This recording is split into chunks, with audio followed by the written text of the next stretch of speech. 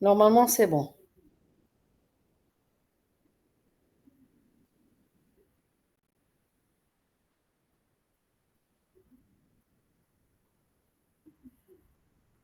Non, on l'a, mais essaie d'avancer. Non, c'est bon. C'est bon, c'est bon. Bon, bonsoir tout le monde. Donc, je m'excuse, hein, parce qu'à chaque fois, je vous prends au moins une demi-heure. Donc, la fatigue est une plainte fréquente dans le monde du travail, mais bien sûr, elle est très difficile à analyser. Elle se situe au troisième rang des problèmes de santé les plus rapportés en Europe et aux États-Unis. Un travailleur sur cinq affirme ressentir de la fatigue au travail. Donc, en plus d'affecter la qualité de vie des personnes et d'affaiblir leur système immunitaire, elle va engendrer des coûts importants.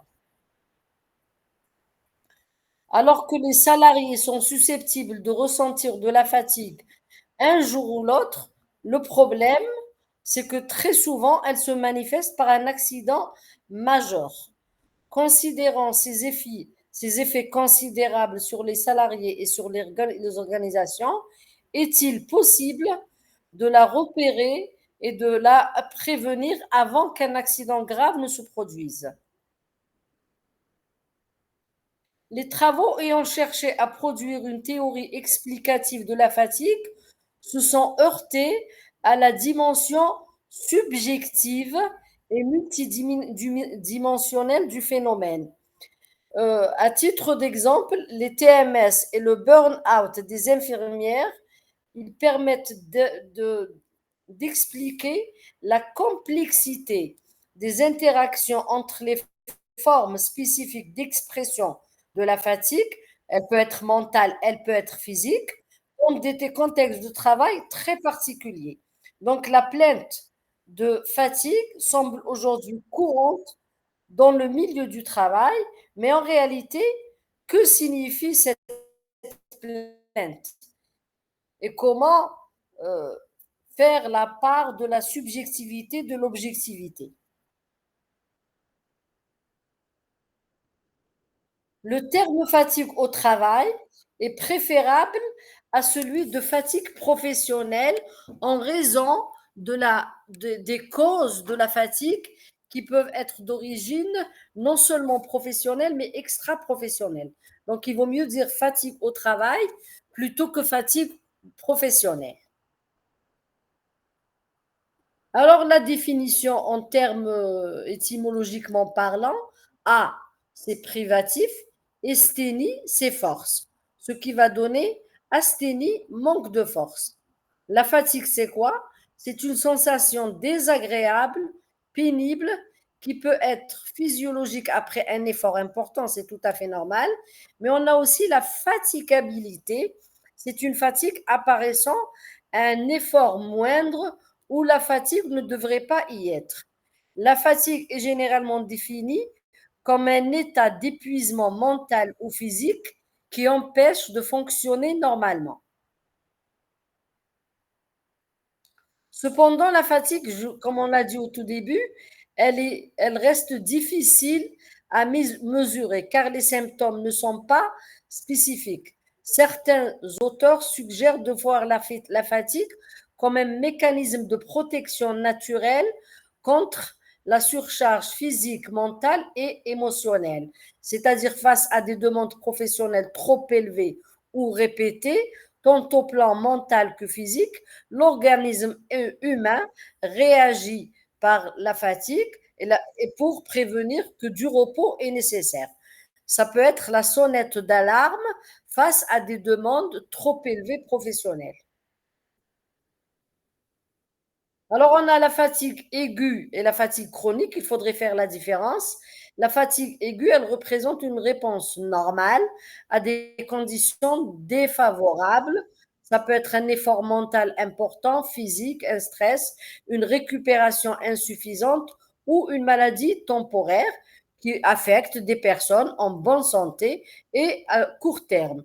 Elle peut être soulagée par le repos, un sommeil de qualité, Un régime alimentaire approprié, dans la majorité des milieux de travail, la fatigue aiguë constitue la principale préoccupation en matière de fatigue, c'est-à-dire qu'on ne va pas s'occuper de la fatigue chronique. La fatigue chronique, les symptômes sont semblables à ceux d'une fatigue aiguë, mais ceux-ci sont ressentis de manière constante et perdurent sur une longue période. Bien qu'il soit difficile d'en comprendre les causes, la fatigue chronique peut survenir si la fatigue aiguë n'est pas soulagée, et très souvent, il faudrait aller chercher une maladie grave, rhumatismale, cancéreuse, traitement. Ainsi, contrairement à la fatigue aiguë, la fatigue chronique n'est pas soulagée par le repos.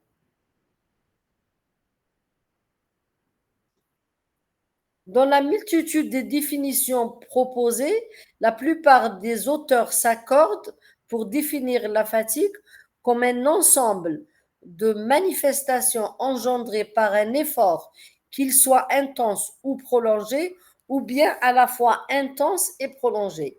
Ces manifestations vont s'accompagner sur le plan subjectif d'une sensation particulière et sur le plan objectif, bien sûr, une diminution de rendement. Quelqu'un de fatigué ne va pas être dans sa forme pour bien travailler. La fatigue est donc un état d'épuisement mental et physique qui empêche de fonctionner normalement. Cependant, elle demeure difficile à mesurer. Quelles sont les causes de la fatigue? On va aller les chercher dans les organisations du travail, de longues heures de travail, des horaires irréguliers, des moments de la journée où le travail est réalisé, le soir, le matin, travail de nuit, travail par quart, manque de repos entre les quarts de travail, temps supplémentaire, avoir deux emplois, tâches monotones, stress excessif, et très souvent, c'est la combinaison de tous ces facteurs. Les contraintes psychologiques du travail, les nouvelles organisations du travail, flux tendus, restructuration et informatique. Avec l'informatique, vous savez qu'on a on n'a pas on travaille tout le temps. Et d'ailleurs, en Europe, ils ont créé le droit de déconnexion. C'est-à-dire qu'en dehors des heures du travail, même si vous avez un téléphone professionnel, vous pouvez ne pas répondre. C'est le droit. Avant, il y avait le droit de retrait quand il n'y avait pas d'informatique, mais maintenant, les travailleurs, quand ils sont fatigués, ils ont le droit de déconnexion. L'évolution de la société, violence, moindre tolérance, génère des contraintes de travail responsables de pathologies mentales, anxiété, dépression, burn-out, fatigue et cardiovasculaire. Les exigences de productivité conduisent à exécuter une quantité de travail importante dans des délais courts sans aucune possibilité d'adaptation individuelle. Sont concernés aussi les salariés qui estiment se donner beaucoup à leur entreprise et ne pas recevoir en retour la récompense attendue, salaire, estime, promotion. C'est une nouvelle aussi organisation du travail. On appelle ça l'enrôlement. C'est-à-dire qu'on demande aux travailleurs de donner beaucoup, mais on lui donne peu. On lui donne vraiment d'aimer l'entreprise, d'épouser les valeurs de l'entreprise, mais en contrepartie, il peut rester CDD, il peut ne pas avoir de promotion, ainsi de suite. Et puis les processus de délocalisation, rachat d'entreprise et restructuration vont s'inscrire dans ce cadre de la fatigue. Enfin, de demande de, les effets de la santé de ces contraintes psychologiques, la réponse physiologique à l'état de contrainte, c'est la stimulation du système adrénergique avec ses conséquences physiologiques et biologiques, élévation de la pression artérielle, de la fréquence cardiaque, l'hyperagrégabilité plaquettaire, l'insulinorésistance, l'hypertrophie myocardique et la stimulation de la vigilance. Tout ça va être ressenti par de la fatigue. Le travail posté, les effets sur la santé sont connus, troubles du sommeil, fatigue chronique, troubles digestifs, augmentation du risque des maladies cardiovasculaires et surtout la désocialisation importante. C'est des gens qui n'ont plus de vie sociale. Alors, combien d'heures de sommeil nous faut-il? Beaucoup s'entendent sur 7 heures, entre 7h30 et 8h30 par jour. Selon certaines études, la plupart des travailleurs de nuit dorment environ 5 à 7 heures. De moins, ils ont une dette de sommeil par semaine de 5 à 7 heures. Donc, on peut accumuler un déficit de sommeil, mais on ne peut pas parler de surplus de sommeil. Certaines études ont révélé que lorsque les travailleurs obtiennent moins de 5 heures de sommeil avant de travailler ou que ceux-ci demeurent éveillés pendant plus de 16 heures consécutives, le risque de commettre des erreurs causées par la fatigue au travail augmente considérablement. Ces études ont fait une analogie entre le manque de sommeil et la consommation d'alcool. 17 heures sans sommeil équivaut à un taux d'alcoolémie de 0,05, 21 heures sans sommeil, c'est au Canada, hein, 21 heures sans sommeil, un taux d'alcoolémie de 0,08, c'est la limite légale au Canada. Au-delà de 25 heures, c'est comme si on avait un taux d'alcoolémie de 0,10. La fatigue est jugée comme ayant une incidence sur le rendement au travail. L'Alberta Human Resources and Employment signale que la plupart des accidents surviennent lorsque les personnes sont plus sujettes à la somnolence entre minuit et 6 heures et entre 13 heures et 15 heures. C'est le cas de catastrophes naturelles telles que le déversement d'hydrocarbures en 1989 de l'Exxon Valdez et l'accident nucléaire de Tchernobyl. C'était à cause d'un manque de sommeil et de fatigue. Quelles sont les conséquences de la fatigue? Les effets de la fatigue vont varier d'une personne à une autre. Certains sont plus tolérants que d'autres. De plus, il est reconnu que ces effets augmentent avec l'âge. En effet, le sommeil est plus léger et plus fragmenté à partir de 50 ans. D'autre part, dès qu'une personne travaille plus de 48 heures par semaine, il y a augmentation de risque de créer une dette de sommeil. Il peut être tentant d'empiéter sur ses heures de sommeil pour pouvoir vaquer à ses activités quotidiennes, à ses loisirs. Alors, les effets sur les personnes, risque accru d'accidents, problèmes gastriques, baisse de motivation, saut d'humeur ou dépression, lassitude, somnolence, irritabilité, étourdissement, maux de tête, douleurs musculaires, problèmes d'appétit, problèmes de sommeil, troubles de la mémoire et problèmes de comportement. La personne devient coléreuse et agressive.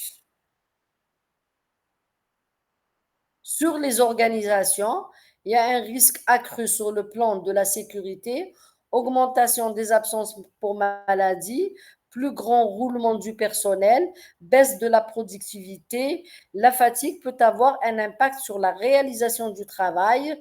Les éléments suivants ont été révélés dans plusieurs écrits. Diminution de la vigilance, diminution de la capacité à prendre des décisions, des troubles de la mémoire et augmentation des erreurs humaines. Les indicateurs de la fatigue, on avait dit qu'il était très, très, très difficile de mesurer, mais on va chercher un petit peu dans l'EMG, qui constitue par exemple un marqueur de la fatigue localisé au niveau des muscles. Des signes localisés de même nature peuvent apparaître dans le cas de fatigue générale lorsqu'on fait un ECG, lors aussi de la mesure de la fréquence respiratoire ou de la pression artérielle. Il y a quelqu'un qui a son micro qui fait du bruit. Est-ce que vous ne pouvez pas l'éteindre? S'il vous plaît, vos micros.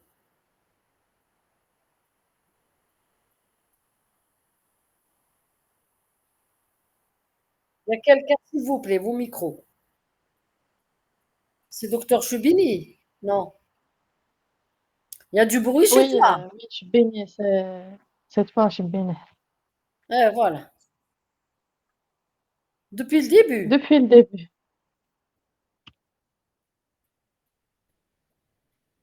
Mais Choubini ما يقدرش يطفي باش نهضر معاه.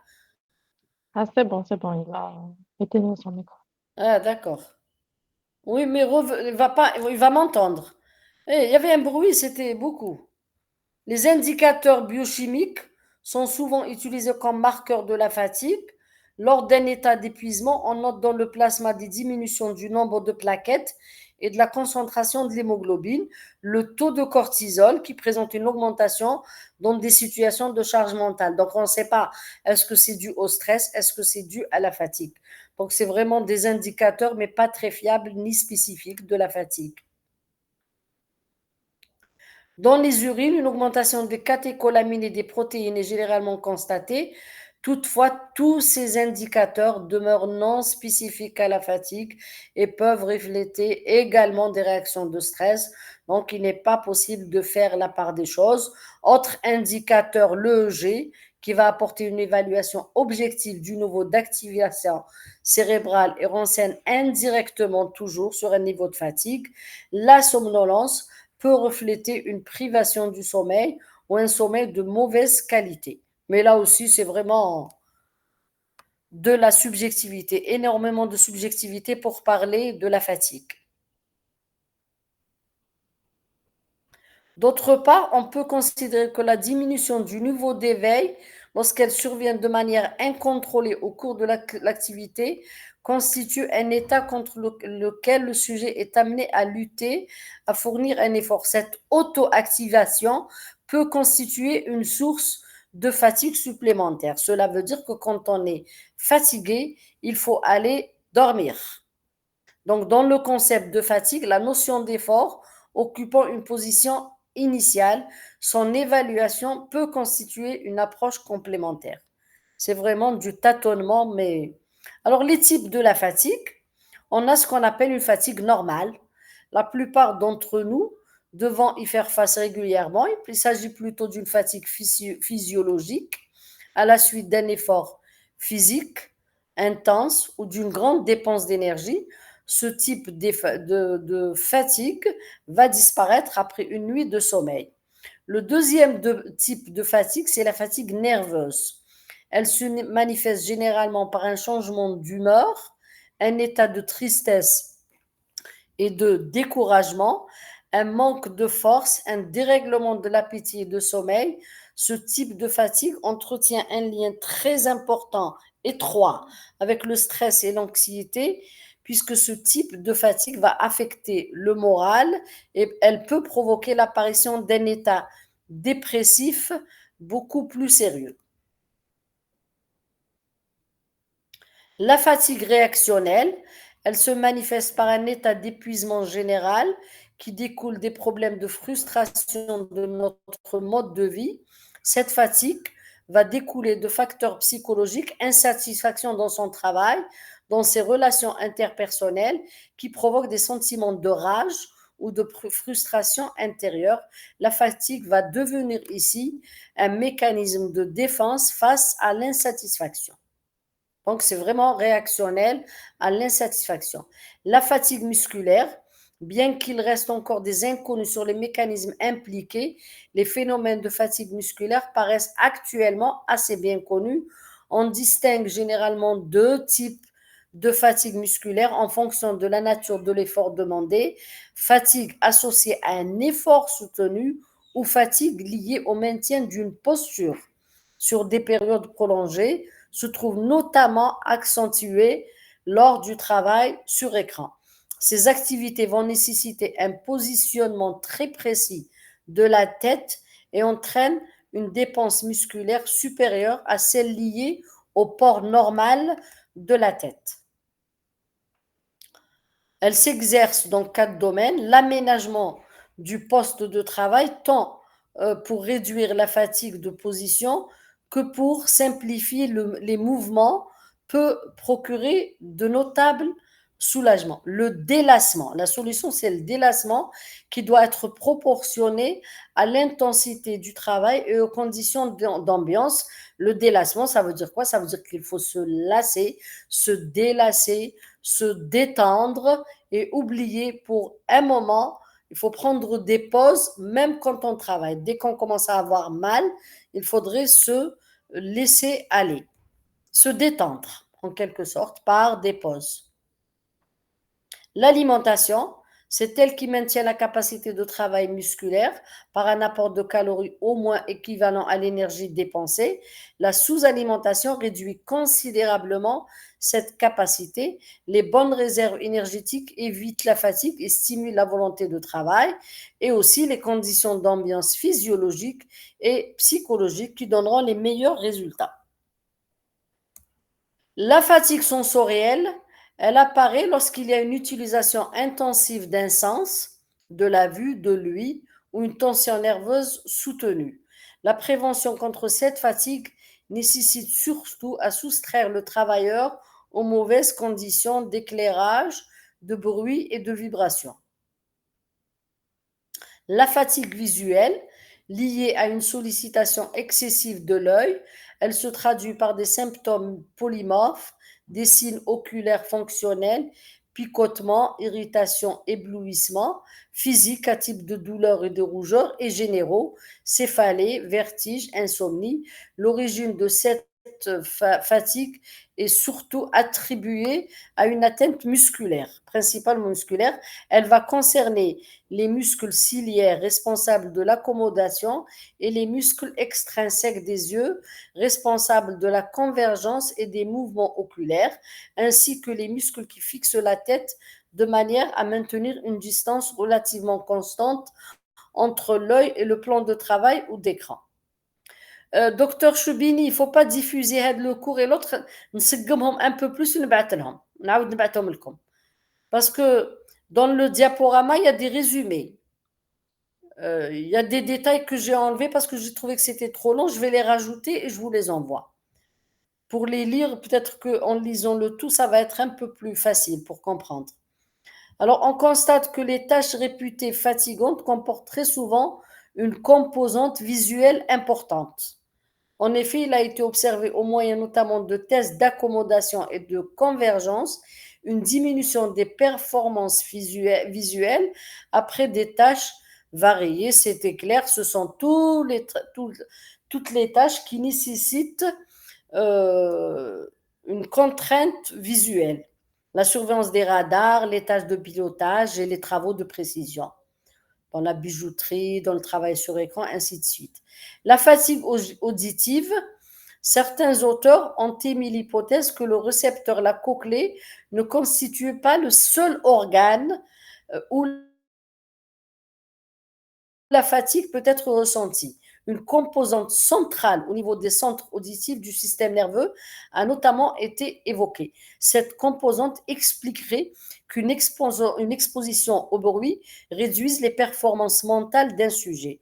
Outre les dégradations purement sensorielles sur le plan du seuil auditif et de la perception de certaines fréquences, on constate une réduction de la compréhension de la parole. La fatigue mentale, l'astreinte mentale est une conséquence normale du processus d'adaptation à la charge mentale, une charge s'exerçant à long terme ou des exigences professionnelles importantes peuvent avoir à court terme un effet de fatigue, de surcharge, de toutes les façons que ça soit surcharge ou sous-charge, c'est la même chose. Les conséquences sont les mêmes à long terme: stress, maladie professionnelle et fatigue. Il s'agit d'un processus de détérioration de la stabilité comportementale au niveau de la performance, de l'humeur et de l'activité après une période de travail prolongée. Cet état est temporairement réversible si l'on modifie les exigences liées au travail, l'environnement ou la stimulation. Il est totalement réversible par le sommeil. Donc, l'état de fatigue mentale, il faut aller dormir. Les symptômes de la fatigue mentale peuvent être identifiés dans tous les systèmes, tous les sous-systèmes de traitement de l'information, c'est-à-dire là où il y a une charge cognitive importante, la perception, réduction des mouvements oculaires, la discrimination réduite des signaux, la détérioration du seuil de perception, le traitement de l'information, l'augmentation du taux de décision ratée des actions, l'incertitude au niveau décisionnel, les stratégies opératoires risquées dans les séquences actions, les troubles de la coordination sensitivo-motrice des mouvements. Les fonctions mnémoniques, prolongation de l'information dans les stockages à court terme, troubles des mécanismes de répétition dans la mémoire à court terme et retard de la transmission d'informations dans la mémoire à long terme et dans les processus de recherche mnémonique. La prévention de la fatigue mentale, la conception structurelle des tâches et de l'environnement, des périodes de repos adéquates durant la journée de travail et un sommeil suffisant permettent de réduire les symptômes de fatigue mentale et d'éviter leurs répercussions sur le plan clinique, modification de la structure des tâches, introduction des régimes de pause de courte durée pendant le travail et une relaxation et un repos suffisant. La fatigue générale, qui va désigner des sensations pour lesquelles aucune manifestation particulière est localisée, ne peut être isolée. On classe les manifestations de cet état de fatigue en fonction de leur intensité. On revient à l'aigu et la chronique. C'est une fatigue compensable et essentiellement caractérisée par des dégradations des sensations subjectives qui surviennent principalement à la fin du travail. Elle disparaît après une nuit de repos. On a mal nulle part, elle s'exprime nulle part, car je suis tout simplement fatigué. La fatigue aiguë qui va se caractériser par une certaine inertie ou une apathie s'accompagne parfois de difficultés d'endormissement. Et la chronique, c'est-à-dire la générale chronique, elle s'installe après une exposition répétée à un travail intense. Elle se traduit par des sensations de fatigue, une faiblesse, une inertie générale, une apathie, des bourdonnements d'oreilles, des maux de tête, un manque d'appétit, des difficultés d'endormissement et des éveils fréquents pendant le sommeil. C'est tout et rien. La récupération ne s'effectue qu'après une longue période. Sur le plan mental, c'est l'épuisement, c'est le burn-out qui constitue l'état ultime avec des sensations de fatigue qui persistent plusieurs jours, même en l'absence de travail. Le burn-out va conduire bien sûr à un état dépressif sérieux. Le nombre d'activités va décroître. L'image de soi devient négative. Les activités vont générer moins de plaisir et de satisfaction. La prévention, il faudrait effectuer des tâches faciles, éviter les tâches trop exigeantes ou monotones dans les périodes creuses, varier, c'est vraiment limité. C'est pour ça que je vous ai dit, je vais vous donner le cours avec toute la partie prévention. Varier ces tâches.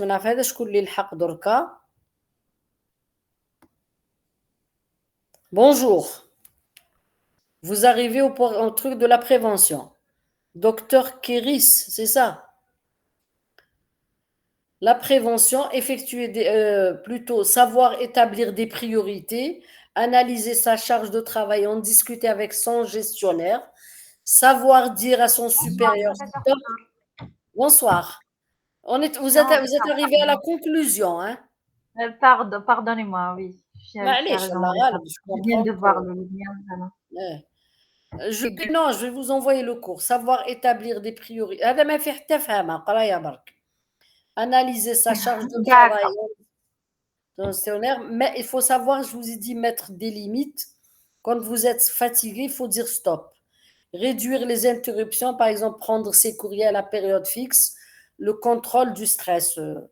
Grosso modo, ça veut dire qu'il faut être organisé dans son travail. Et je vous remercie. On vous remercie, professeur. Merci. Merci, professeur. Merci. Au revoir. Au revoir, merci. نقول لكم Bonne bon journée. Au revoir. week-end. Merci, professeur Rodolphe. Merci docteur